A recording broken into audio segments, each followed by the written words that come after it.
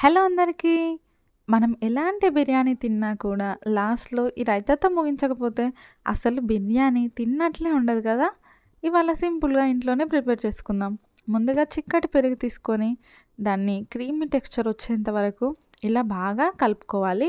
ఇందులోకి కొంచెం లైట్‌గా వాటర్ యాడ్ చేసుకోండి. థిక్‌గా తినే వాళ్ళైతే వాటర్ అవసరం లేదు.